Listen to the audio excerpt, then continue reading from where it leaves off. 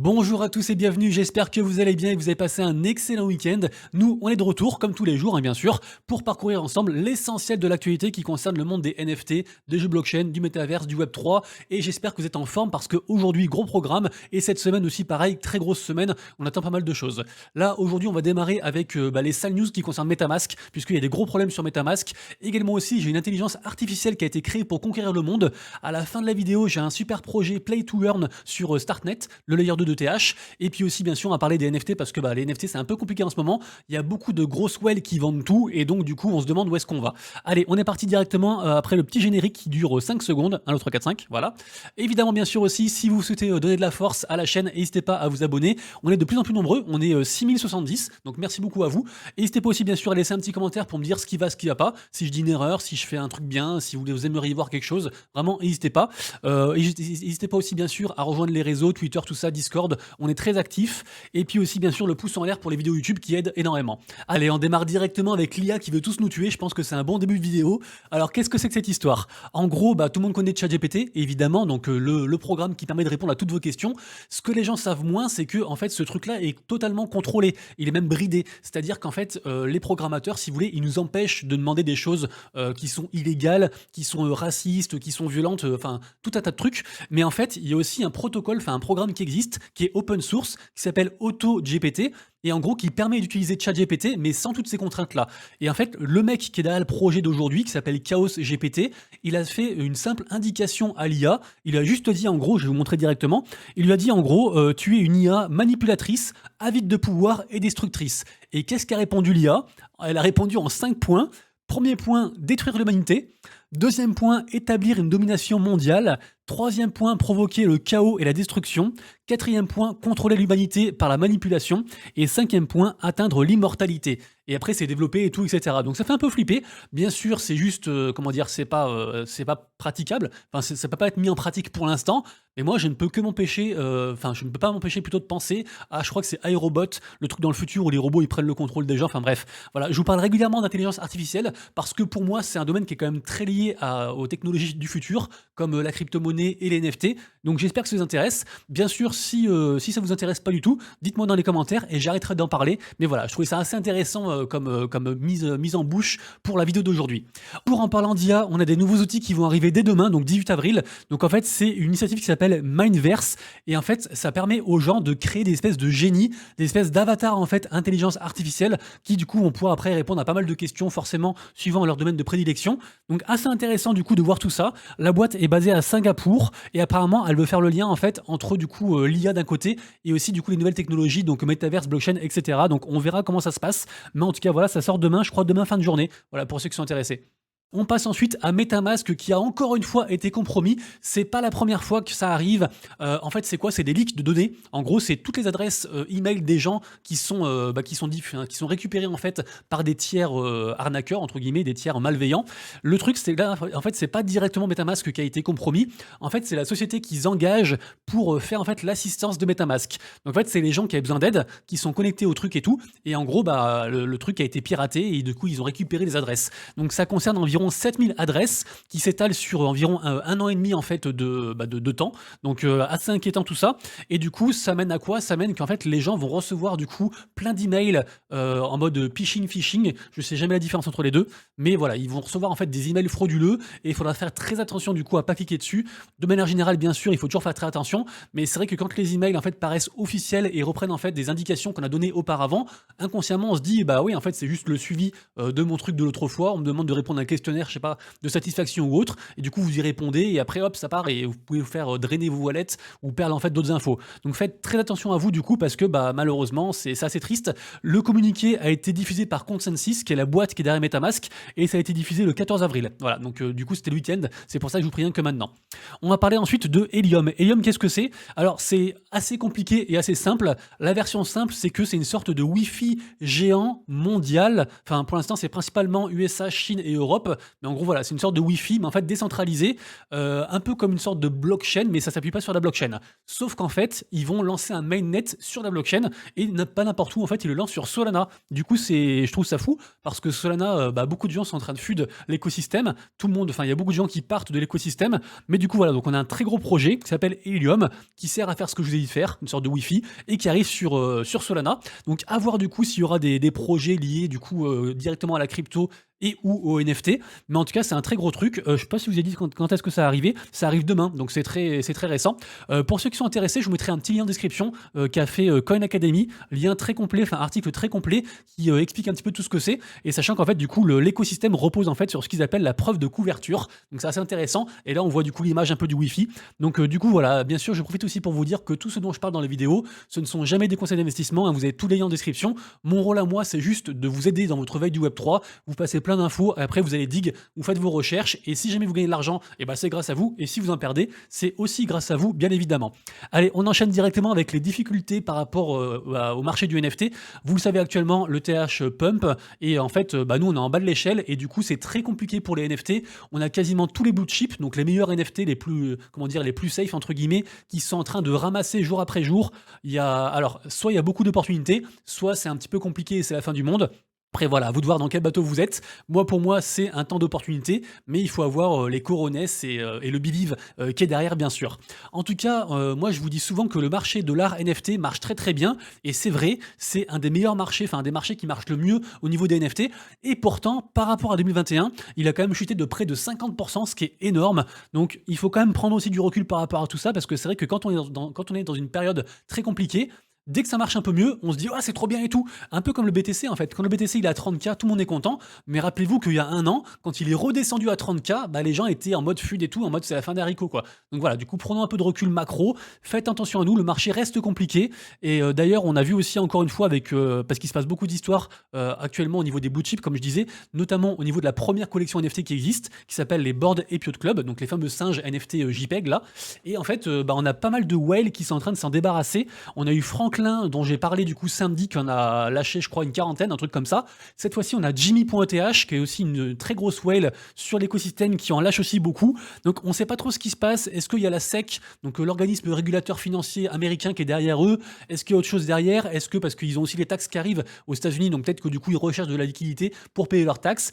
C'est un peu compliqué, mais il se passe des choses bizarres. Peut-être qu'il y a des accords aussi un peu bizarres. Par exemple, ce mec-là, Jimmy.eth, il a vendu un singe pour 53 ETH, alors qu'il avait une offre en cours qu'il pouvait accepter pour environ 65 ETH. Donc il y a plein de trucs comme ça bizarres qui se passent. C'est pas toujours très clair, mais en tout cas ça bouge beaucoup, ça fait un peu peur. Mais voilà, c'est souvent dans les temps de peur que il se passe des choses intéressantes. Après voilà, c'est la balle est dans votre camp, on va dire ça comme ça. Allez, on va ensuite parler de Pharrell Williams. Pharrell Williams qui sort un t-shirt en édition limitée. Alors, c'est assez intéressant. En gros, Pharrell Williams, il est dans un club de millionnaires qui s'appelle le Billionaire Boys Club. Eux-mêmes, ils ont fait un partenariat avec BB3 NFT, ok. Et en fait, à l'occasion de la NFT NYC, donc la NFT à New York, ils ont parlé du coup de cette histoire-là de t-shirt. Et en gros, c'est assez intéressant parce que pas mal de gens font ça actuellement. C'est un t-shirt physique avant tout. C'est d'abord un truc physique qui est en fait une puce dans la manche. Et en fait, les gens qui passent la puce, du coup, ils peuvent obtenir leur t-shirt aussi en version digitale, en NFT. Et en fait, si vous vendez le t-shirt physique, la prochaine personne, le prochain acheteur, pareil, il pourra aussi refaire la puce et redevenir propriétaire en fait du NFT. Et après, bien sûr, il y a pas mal d'avantages qui sont liés à tout ça, mais en fait, c'est vraiment le lien entre le physique et le digital, donc Figital, mais d'abord avec du coup le côté physique. Parce qu'en fait, c'est si vous vendez le truc physique qu'après le truc NFT, change, entre guillemets, change de propriétaire, si vous avez bien compris. Après, voilà, Pharrell Williams, il est dans l'écosystème crypto et NFT depuis très longtemps. C'est un fervent défenseur de tout ça. Il est d'ailleurs dans la commu Bored Ape Club, d'ailleurs. Hein. Mais voilà, du coup, c'est intéressant. J'ai fait quelques petites recherches. Malheureusement, il faut être... alors ça, c'est le site du coup des millionnaires, là où ils vendent différents trucs. Et en fait, pour acheter le t-shirt ici, il faut malheureusement être... Enfin, malheureusement, vous allez voir, c'est pas cher. Il faut en fait être holder d'un NFT BB3. Et BB Sui, je sais pas comment on prononce. Du coup, je suis allé voir, je m'attendais à un truc très très cher. Et en fait, non, ça coûte quasiment que dalle, ça coûte 0,01 ETH. Donc, à voir si n'importe lequel suffit. Mais en tout cas, voilà, le t-shirt est réservé du coup à ces holders là. Et il coûte actuellement, en gros, 125 $, ça coûte ces trucs là, ces t-shirts. Donc, du coup, voilà pour la petite info de Pharrell Williams. Be happy. Ensuite, allez, vas-y, on enchaîne avec une nouvelle qui concerne Sui Global. Alors Sui, c'est un petit peu un écosystème un petit peu à la Aptos, hein, c'est le concurrent direct de Aptos. Ils sont un peu à la traîne, entre guillemets. On se rappelle que Aptos, ils ont précipité la sortie de leur blockchain et aussi de leur airdrop pour en fait, être les premiers. Et Sui, en fait, ils ont même démenti le côté airdrop. Ils ont dit il n'y aurait pas de airdrop, du coup tout le monde est dégoûté. Par contre, ils ont dit voilà, ceux qui se sont investis, en fait, ils pourront acheter du token à taux préférentiel. Donc je vous invite à suivre du coup les Discord pour entre guillemets XP sur les quêtes et après avoir du token à moins cher. En gros, c'est un peu ça l'idée. Mais là, je voulais vous parler en fait de la prochaine collection NFT de Sui qui va arriver sur Sui Global. Sui Global, c'est différent de Sui. C'est un écosystème en fait qui regroupe plein de trucs de Sui, mais ils sont pas, c'est pas la même équipe. Hein. C'est pas la blockchain Sui en tant que telle. En tout cas, eux, du coup, ils vont faire des NFT. Et pourquoi je vous en parle? Parce que ça peut être très intéressant de se positionner dessus. A priori, ce sera pas trop cher. Il y aura 5000 NFT. Et si jamais la blockchain explose dans, je sais pas, dans un an ou dans je sais pas combien de temps, et en fait, les gens qui auront les premiers NFT, ce seront en fait les gens qui seront le plus récompensés. Surtout que là, il y a des avantages directement. C'est pas juste une PFP en mode juste une image. Là, il y a aussi des avantages en fait, comment dire, financiers. C'est-à-dire qu'on pourra acheter du token à taux préférentiel. Il y aura aussi, enfin, vous irez voir, mais il y a aussi un DAO, une DAO. Il y a pas mal de choses assez intéressantes. Donc voilà, du coup, je vous en parle. Bien sûr, vous retrouverez le lien en description. Semaine dernière, je vous parlais aussi pas mal de OKBears qui a cumulé beaucoup, beaucoup de bonnes nouvelles et qui stagnait à 60 soldes de floor price sur Solana. Et figurez-vous que là, il y a un partenariat qui a été révélé avec du coup Red. Red, je sais pas si vous connaissez, en fait, c'est une espèce d'entreprise en fait qui lutte contre le sida, contre plein de maladies, contre la pauvreté. Enfin, c'est vraiment un truc cool, un truc de good guy entre guillemets. Voilà, contre toutes les formes d'injustice, on va dire ça comme ça. Et donc du coup, ils font un partenariat donc avec OKBears pour faire une seconde collection qu'ils vont appeler OKBears Red. Donc j'ai pas encore le prix, mais voilà, je trouve ça très intéressant. Bien sûr, on imagine que les holders de OKBears de base, ils auront la whitelist, peut-être même un airdrop. Du coup, on verra ça comme ça. Je sais pas trop comment ça va être distribué, mais en tout cas, c'est super intéressant. Et OKBears, du coup, qui a d'ailleurs pris 7 soldes de floor price. Donc plutôt cool du coup parce que ils ont cumulé beaucoup de bonnes nouvelles et ça bougeait pas. Donc c'est cool de voir que ça bouge avec les bonnes nouvelles. De toute façon, c'est souvent buy the rumor et sell the news. C'est souvent comme ça. Onisekai, qu'est-ce que c'est? C'est une collection qui m'a attiré l'œil de par en fait la DA, la direction artistique, un petit peu à mi-chemin entre Pokémon et puis aussi Naruto pour ceux qui connaissent. Et en fait, du coup, j'ai discuté un petit peu avec la team. On a décidé de faire un petit partenariat pour vous offrir des whitelists. Donc, du coup, j'ai des whitelists à vous filer et j'ai également aussi un NFT à vous donner que je donnerai en fait aux holders en fait de mes NFT, les NFT VIR, Very Important Rabbit, les NFT de la commu. Donc voilà. Mais du coup, whitelist pour tout le monde, un NFT du coup pour parmi les holders que je tirerai au sort. Et en tout cas, c'est un projet que j'aime beaucoup, franchement, qui est vraiment cool. Pour l'instant, ils ont sorti du coup des NFT qui s'appellent les cristaux. De toute façon, je vous mettrai le lien en description, mais vous irez voir ça. Et puis, de toute façon, je vous redirai du coup au fur et à mesure quand le mint aura lieu. Mais c'est vraiment une collection très sympa, petite de hype, mais très sympa quand même. La nouvelle suivante me concerne puisque j'ai l'honneur de vous annoncer que je fais partie officiellement des ambassadeurs d'Innovox. Donc, graou à vous tous. D'Innovox, c'est comment dire, c'est un peu une sorte de métaverse hybride en mode éducatif, friendly, aussi, je vais dire co-workoutly, je sais pas comment on dit, mais un peu aussi au niveau affaires.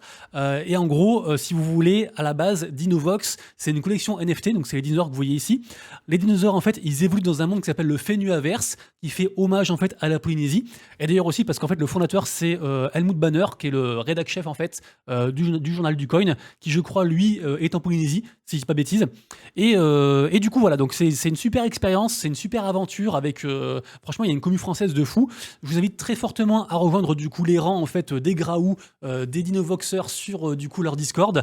Mais voilà, je suis super content de les accompagner là-dedans. Du coup, je vous donnerai forcément des nouvelles régulièrement de ce qui s'y passe. Mais voilà, en gros, c'est vraiment un truc friendly qui est là pour éduquer, aider les gens, onboard, relier les personnes et avec une thématique sympa. Donc du coup, voilà, c'est ce que je voulais vous dire sur le projet. Le projet d'ailleurs, il est sur Multivers X, sur Elrond Multivers X. Et puis du coup, voilà, moi j'attends mon NFT pour du coup vous le montrer. Mais voilà, je suis très très content, donc merci beaucoup à eux pour leur confiance.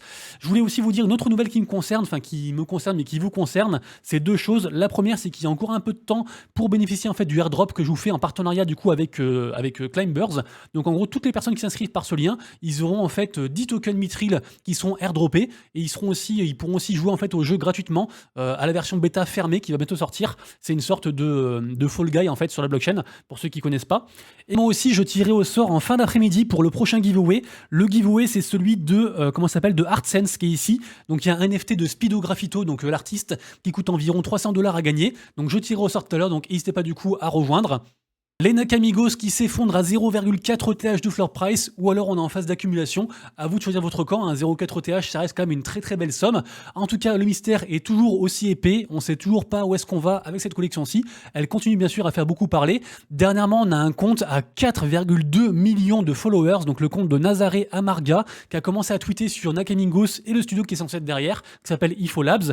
Et par contre, c'est un peu louche parce que quand même 4 millions et à peine 100 likes d'IRT, 6 commentaires, un petit peu louche. Au niveau du botting, je pense qu'on est bien. Mais en tout cas, voilà, il se passe pas mal de choses et tous les jours apporte son lot en fait de nouveautés et de mystères autour de Nakamingos. Donc bien sûr, on continue à suivre, évidemment. The Bastards, rappelez-vous, j'en ai parlé samedi. D'ailleurs, le cofondateur de Solana avait changé sa PFP pour un NFT en fait The Bastards. C'est une collection qui a un petit peu de hype actuellement. Ils font une espèce de concours. Alors, j'ai pas trop compris en quoi ça consiste. Apparemment, on doit faire une espèce de vidéo sur The Bastards, sur la collection. Et il y a 52 sols à gagner. Voilà, donc ceux que ça intéresse, ceux qui sont un peu vidéastes, n'hésitez pas du coup bien sûr à aller voir. Toujours sur Solana, on a un autre concours cette fois-ci pour les holders de The Lily NFT. Alors je suis pas dans la collection, mais vu le lot en fait, je trouvais ça intéressant d'en parler parce qu'il y a quand même 380 sols à gagner, donc c'est quand même une somme considérable et ça me permet aussi bien sûr de parler de leur partenaire, donc c'est The Lily NFT, partenaire de Degen Conflip. Et en fait, Degen Conflip, c'est le site qui est ici et c'est un site un petit peu pour Degen, pour les gamblers, c'est-à-dire que c'est un petit peu en mode genre vous allez parier, je sais pas, genre 10 sols et puis soit vous repartez avec 19 sols, soit vous perdez tout. C'est un peu ce principe-là, voilà. Donc du coup, les holders de NFT Lily, ils vont pouvoir jouer à un truc spécial pour eux, avec du coup pas mal de récompenses. Donc voilà, ceux qui sont intéressés, bien sûr, le lien sera en description, comme d'habitude. Sinon, je vous ai parlé de Pixelmon il y a environ 5 jours sur la vidéo qui est ici. Je vous ai dit, le plus gros scam NFT revient et ça cartonne. On était à environ 0,6 de floor price, ou 0,5, je sais plus. Et là, ça a explosé à 1,2, incroyable. La hype est grandissante, les gens en parlent de plus en plus. C'est vraiment en train de prendre la lumière. En plus, regardez-moi ça, il y a à peine 3% de NFT qui sont listés. Donc ça, c'est un bon indicateur pour dire que les gens, en fait, ils veulent garder leur NFT. Donc là, on est vraiment sur un truc incroyable ce qui se passe. Donc on verra où ça va. Pour l'instant, on attend la pré-alpha. Je vous ai quand même ressorti un article qui date de, je crois, janvier ou un truc comme ça, par rapport, non, de même octobre. En fait, c'était le nouveau, comment dire, celui qui a racheté, entre guillemets, Pixelmon, parce qu'à la base, c'est un espèce de studio, fonds d'investissement qui ont racheté le truc, qui ont racheté le rug Pixelmon et qui build autour. Et en fait, donc là, c'est une interview, en fait, du nouveau CEO qui parle un petit peu de ce qui va se passer. Et en fait, donc dernièrement, ils ont publié, du coup, la mise à jour, où est-ce qu'ils en étaient, qu'on attendait bientôt, justement, la version alpha du jeu, enfin, la pré-alpha du jeu, d'ailleurs, qui est assez jolie, hein. Allez voir ma vidéo ici, j'en parle dans la vidéo qui est ici. Mais du coup, voilà, c'est un truc qui est en train vraiment d'exploser, donc on est très très content. J'aimerais beaucoup que Candyland fasse pareil, parce que pour l'instant, c'est un peu compliqué. Quoique, on a un fondateur de Candyland qui, hier soir, en fait, est intervenu dans le Discord en disant, ok les gars, effectivement, on n'a pas trop communiqué, on est un petit peu merdé pour l'instant, le reveal se fait attendre, mais du coup, entre lundi et mardi, on va publier du coup un petit peu la roadmap avec les phases du reveal, avec ce qui va arriver prochainement et tout ça. Du coup, les gens ont repris un petit peu confiance, le floor price a légèrement augmenté, donc on continue bien sûr à suivre Candyland. Candyland, je vous rappelle, pour moi, c'est un très gros projet NFT, il a beaucoup baissé, mais voilà, quand je vois que le studio Golden Line est derrière et qu'ils ont des millions de vues sur YouTube et tout ça, je me dis que ça peut que marcher, mais voilà, après, c'est moi, je suis forcément biaisé parce que je suis in dans le projet, mais en tout cas, voilà, je surveille forcément et du coup, je vous tiens aussi au courant, vu que c'est un projet que je regarde tous les jours, évidemment. Information en bref, hier, on a la collection Muppet qui a été mintée, donc mint à 0,05 ETH, qui est rapidement monté à 0,10 quasiment, qui a sold out en 1 heure, donc bravo à eux. Par contre, du coup, il y a pas mal de gens qui ont mis en lumière en fait différents red flags, notamment apparemment des failles au niveau smart contracts. Alors moi, je suis pas auditeur, donc je sais pas trop où ça va. En tout cas, moi, ce que je sais, c'est qu'il y a un petit peu de hype sur la collection. L'art est un peu dérangeant et du coup intriguant aussi, et les gens aiment bien. Moi, malheureusement, en fait, j'ai pas pu minter parce qu'en fait, le projet était tellement overallocated, c'est-à-dire qu'en fait, le projet avait distribué en fait beaucoup trop de whitelist par rapport au nombre de mints, et du coup, il y a plein de gens en fait qui n'ont pas pu minter. Donc ça, je trouve ça très dommage de faire ce process-là. Du coup, voilà, je suis pas dans le projet, mais ça reste intéressant d'observer en bien comme en mal. Donc du coup, on suit ça. Pour ceux qui aiment bien dig les collections en amont, allez checker Komichi, apparemment c'est un très gros projet qu'on m'a conseillé, et également aussi le projet Operation Sin.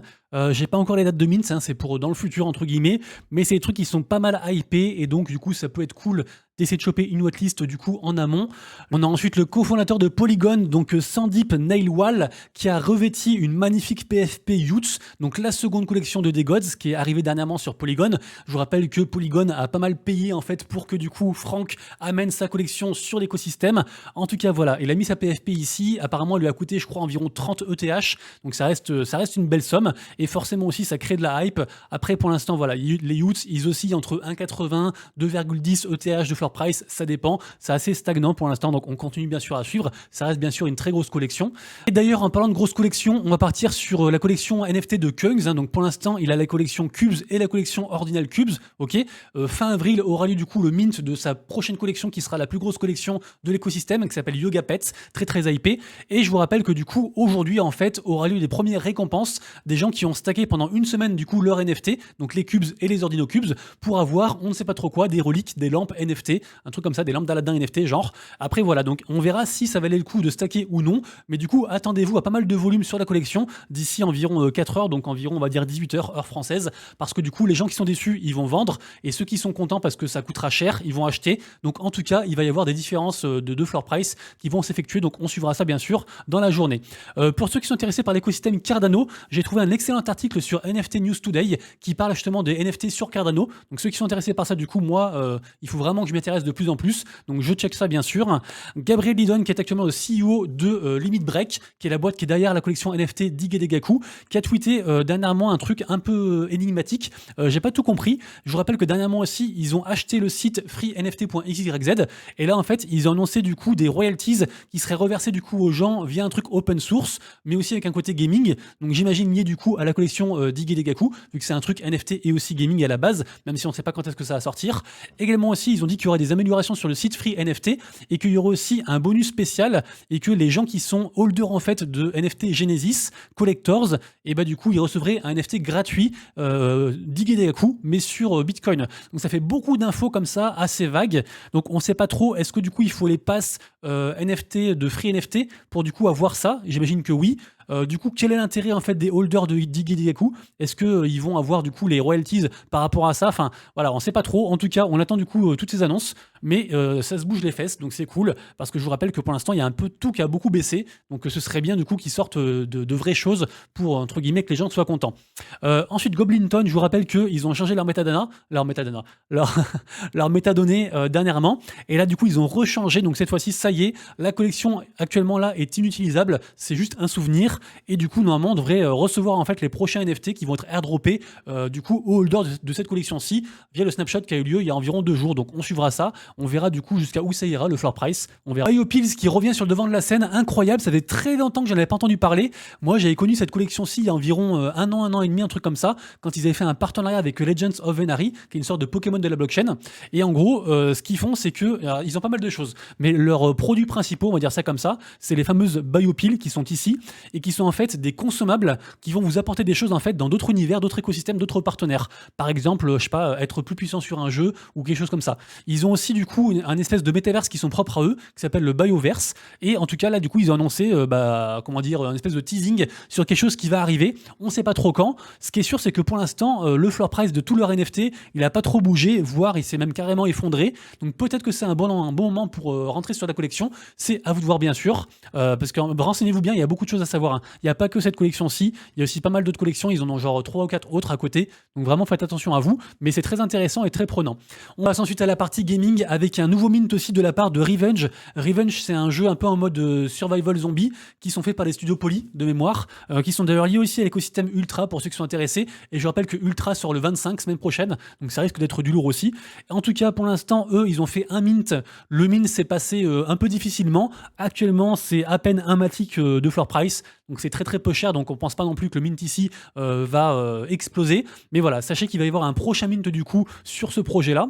Et on passe ensuite à Flappy Birds, je vous en ai parlé il y a environ une semaine, c'est le fameux jeu ici, là je vous mets une petite vidéo en 30 secondes où vous tapotez l'écran, puis du coup l'oiseau comme ça il avance, et il faut éviter je sais pas, des tuyaux, des murs, des choses comme ça. C'est un truc qui marche bien, un jeu un peu pour casu, tout ça, les gens sont contents. Bref, du coup le projet arrive sur la blockchain. Moi j'ai la chance d'avoir quelques watlists, donc j'en ferai gagner en fait sur mon Discord, donc n'hésitez pas du coup à rejoindre bien sûr. Le jeu du coup sera free to play, donc il faut juste avoir la whitelist pour minter du coup, et après c'est gratuit. Et puis voilà, c'est assez hypé. Sachez qu'ils ont acheté un land sur Createra. Createra c'est un peu une sorte de sandbox. Je vous ai mis du coup les NFT ici. On en avait beaucoup parlé il y a environ un mois parce que c'était monté genre je crois à quasiment 2 ETH de floor price. C'était un délire. Là c'est pas mal redescendu, mais en gros voilà, les gens ils achètent un NFT et après ils peuvent construire dessus. Et donc là en fait l'équipe de Flappy Birds, et ils ont construit du coup un jeu en mode Monopoly d'ailleurs. Je vous mets la petite vidéo ici pour ceux qui veulent. Mais en gros, voilà, ils ont fait un truc de Monopoly avec le petit oiseau. Et puis voilà, voilà. On a quelques nouvelles par rapport à la première console de jeu Web3. Je vous rappelle que Solana a sorti le premier téléphone Web3 mobile. Pour l'instant, c'est pas forcément un succès, mais en tout cas, ils sont les premiers. Et bah là, du coup, on parle de la première console de jeux vidéo version Web3 qui, à la base, devait sortir pour début 2023. Donc, on verra quand est-ce que ça sortira. Ce qui est sûr, c'est que du coup, on a pas mal de news en plus. Là, j'ai trouvé un article qui a été fait sur nftnewstoday.com qui retrace un petit peu tout ce qu'on sait en fait sur du coup la console Zilliqa. Je vous rappelle que dernièrement, ils ont annoncé en fait qu'ils bossaient notamment aussi avec Xborg, qui est la guilde e-sport de Swissborg. Également aussi, ils sont avec la Blockchain Game Alliance, le truc dont Sébastien Borgé est président. Donc il y a pas mal de choses qui se nouent. Ils veulent sortir aussi un token. Apparemment, ils ont aussi des gens dans leur équipe qui sont issus de comment dire, d'anciennes grosses boîtes en fait de jeux vidéo comme Sony, etc. Donc on suivra ça en tout cas. Pour ceux qui sont intéressés, bien sûr, allez voir en description. Et je finirai juste en disant que la console sera aussi une sorte de Steam en fait. C'est pas juste une console, c'est aussi une console plus entre guillemets comme s'il y avait Ultra directement dedans pour la faire courte, ou Steam pour ceux qui connaissent pas Ultra. Donc on a ensuite Mighty Action Heroes qui ont annoncé leur Early Access. Donc ce sera dispo du coup du 28 au 30 avril pour ceux qui veulent jouer. C'est un peu une sorte de Battle Royale en mode Brawl Stars, donc en mode jeu de tir. Si jamais pour y jouer, du coup, il faut avoir des NFT. Il faut avoir soit un NFT comme ça, un Mighty Net Genesis Pass à 0,05 ETH, soit il faut un Big Beer Syndicate. Du coup, peut-être qu'il y a un coup à jouer en achetant certains NFT, et du coup, en attendant du coup environ 10 jours pour que ça monte, que les gens ils veulent acheter parce qu'ils veulent jouer au jeu et après revendre. C'est vous qui voyez bien sûr. En tout cas, le jeu a l'air sympa et je crois qu'ils ont levé un petit peu de fonds aussi, donc c'est plutôt cool. Je vous rappelle aussi qu'aujourd'hui, on a le tournoi sur Apeiron qui commence aujourd'hui, comme je disais, qui est en partenariat avec Fractal. C'est un énorme projet pour moi, vraiment, c'est un truc de fou. C'est un croisement hybride entre les Playtoons qu'on connaît et puis aussi le côté e-sport. On voit ici quelques images du jeu, j'en ai parlé la semaine dernière, je crois. Et en fait, en gros, ceux qui seront bien classés, en fait, ils vont pouvoir minter gratuitement du coup le projet. Et vraiment, je trouve que c'est un truc de fou. Illuvium, un des plus gros projets gaming blockchain selon moi, a fait une vente incroyable. J'étais passé à côté. Elle s'est déroulée le 11 avril, je crois, le 10 ou 11 avril, donc assez récemment quand même. En fait, ils ont vendu un Ulvitar pour 25 ETH, quasiment 26. Un Ulvitar, c'est quoi? C'est un peu une sorte de PFP avatar in-game. Et c'est un truc en fait qui est dispo depuis les fameuses capsules qu'ils ont vendues il y a environ un mois. Pour ceux qui étaient avec moi, j'en ai offert quelques-unes. Et donc, sachez que le truc le plus rare, apparemment, c'est celui-ci. C'est cet Ulvitar là, qui s'appelle, je sais pas comment il s'appelle Holo Blazing Rampfire. Et donc voilà, 25 ETH, quasiment 50 000 balles, incroyable. Donc bravo à eux du coup, parce que ça brasse du volume, ça attire l'attention et du coup c'est plutôt chouette. Du côté de Axie Infinity qui est encore là, un des plus vieux jeux Play to Earn qui existe, et sachez qu'ils ont annoncé une série de tournois assez rocambolesques, notamment aussi avec le tournoi là qui se passe, ça s'appelle le Axie TH World Battle Bangkok, et il y a quand même 15 000 AXS à gagner. Donc c'est juste, c'est vraiment une très très grosse somme. Et en fait là, il y a toute une série de tournois jusqu'à cet été. C'est incroyable. Donc n'hésitez pas du coup à vous renseigner sur Axie, à devenir scholarship si vous n'avez pas les moyens d'acheter vos Axie vous-même. Mais vraiment, il y a des trucs à faire sur ce truc-là. Côté e-sport, il se débrouille quand même très très bien, je trouve. La news suivante concerne le jeu phare de la blockchain Flow qui s'appelle NBA Top Shot, qui brasse à lui seul quasiment tous les volumes de la blockchain niveau gaming. Et c'est un truc de fou. Et sachez que du coup, il va y avoir une prochaine vente. Ça a lieu aujourd'hui du coup pour NBA Top Shot. Et je vous rappelle que NBA Top Shot, je vais trouver un petit article aussi qui est fait sur, pareil aussi, NFT News Today. Je trouve qu'ils sont vraiment bien fait leurs articles. En gros, c'est un peu une sorte de, comment dire, c'est une plateforme en fait dans laquelle les gens collectionnent des petits souvenirs en fait de basket, de NBA, et après en fait ils peuvent s'échanger et se vendre en fait les souvenirs et ils prennent de la valeur aussi. En gros, c'est un peu ça l'idée du truc. Et donc c'est un truc qui marche très très bien depuis des années. Je crois que ça fait environ 2 ou 3 ans que ça existe. Et donc là du coup nouvelle vente qui arrive aujourd'hui, donc assez intéressant. Vente aussi qui a lieu sur Counter Strike. Alors c'est pas un NFT, c'est un digital collectibles illimité, mais quand même, je suis obligé d'en parler. 400 000 balles pour un truc qui est de l'air en fait, qui appartient au studio. 400 000 balles pour un skin Counter-Strike, c'est complètement ouf. Pour ceux qui sont intéressés, j'ai fait une vidéo aussi avec une grosse première partie sur Counter-Strike et les NFT, un NFT entre guillemets Counter-Strike sur la semaine dernière, donc vous irez voir aussi. Mais vraiment incroyable que les gens dépensent autant pour un truc qui ne leur appartient pas, c'est vraiment ouf quoi. On finira la vidéo du jour en parlant de Realms. Realms, c'est un projet qui a attiré mon œil à bien des égards. C'est un projet qui est sur Starknet.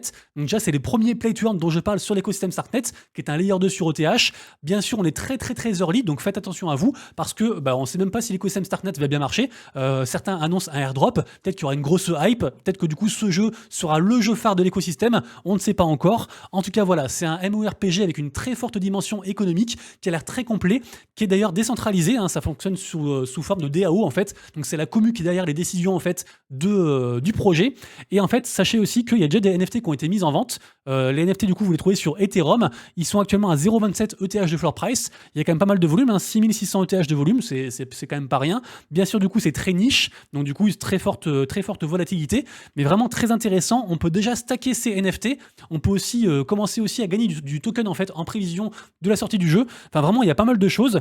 J'ai vu aussi qu'il y avait des gros partenaires à l'intérieur aussi du projet. Enfin vraiment c'est un truc à dig, mais voilà, il faut prendre le temps de bien tout dig parce qu'il y a beaucoup de choses à savoir, mais ça paraît vraiment très intéressant, donc c'est pour ça que je voulais mettre l'accent sur le projet Realms. Les amis, du coup c'est tout pour moi, j'espère que vous avez kiffé la vidéo du jour. Si c'est le cas, bien sûr abonnez-vous, likez, partagez, commentez, et puis voilà. Et nous donc on se retrouve demain pour la prochaine vidéo actu NFT, blockchain gaming et metaverse. Et d'ici là bien sûr, prenez soin de vous, de proches et de vos lettres. C'était Monsieur Rabbit, des bisous, ciao.